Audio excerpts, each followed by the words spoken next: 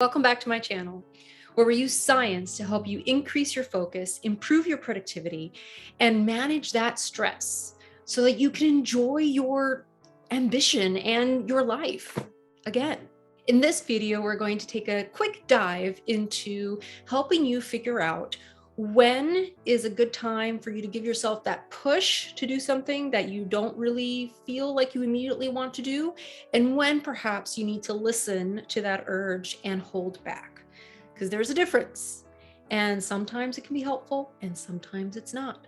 So let's get to work. So what am I talking about here with this nudge or rest thing? Well, have you ever been invited to something, or perhaps made a commitment to something in advance that you then, when the time came to go, just didn't feel like doing it?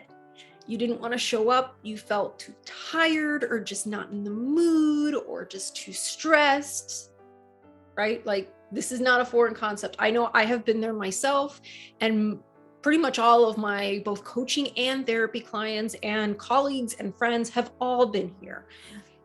We have especially strenuous jobs as lawyers and high achievers, executives, C-suites, and it can take a lot of effort to just socialize, especially if we are working remotely, especially if we are introverts, and that also includes you introverted extroverts or extroverted introverts. You get that energy from people, but you gotta hide away sometimes too. That's another video. Anyway, back to my point for today. Just because you don't feel like doing it doesn't mean that that's the helpful choice for you. But sometimes that is the helpful choice to you. But how do you tell the difference?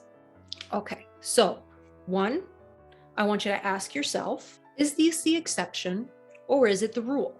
For example, let's say you get hurt at some point during the week, and you're having some knee pain, ankle pain, what have you. And so you're kind of deciding whether to go or not to something that you had planned already. If that knee pain, if that ankle pain is not the rule, but rather this unique acute pain you experiencing this week, then best practices would be to skip the event. Same thing goes for mood.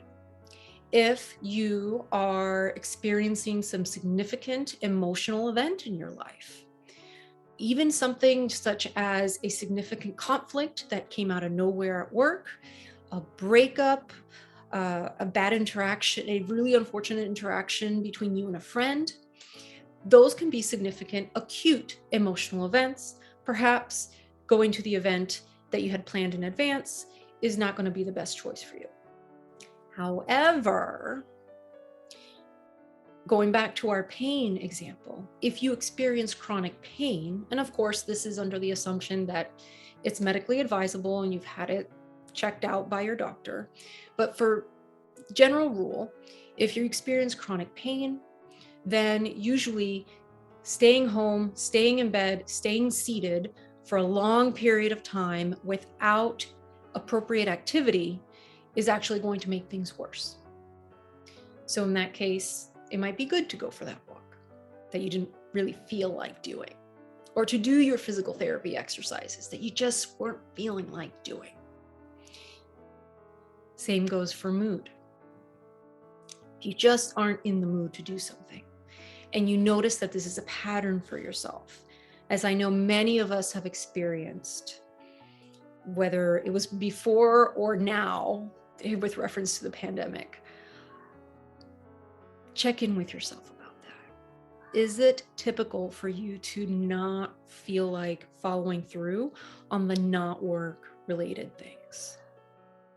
Frankly, it's actually something quite typical for the high achiever mindset, not because they don't value their relationships and social activities, but because we prioritize work so much, and work is usually much more measurable, or at least the results of it are, than our social engagements. So back to our example. If you notice that your mood is usually the avoidant type, because you're just not feeling like it, then that's a signal to you that when you feel that next time, it's time to give yourself a little push. And for those individuals out there who experience symptoms of depression, anxiety, chronic pain, this kind of decision making is even tougher than for the average person, for whom it's already tough enough. So ask yourself that question. Is it the rule or is it the exception? Question number 2, ask yourself, have I enjoyed this before? So, for example, let's say that in the past you have really enjoyed taking a walk with your friend, getting on that Peloton, meeting with this particular group of friends to catch up. You have done it before because you enjoyed it. Use that as a guide for yourself.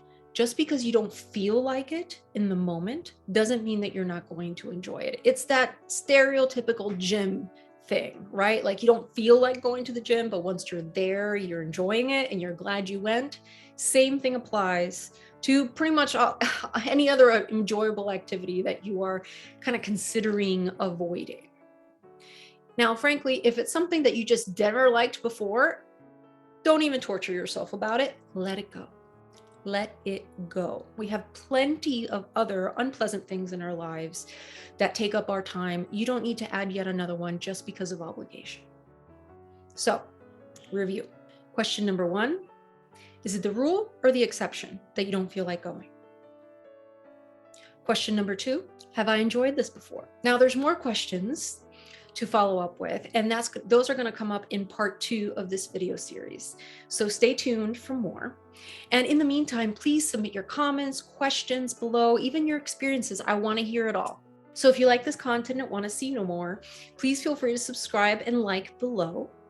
And tune in every single week for a new science-based video on how to live, work, and feel better.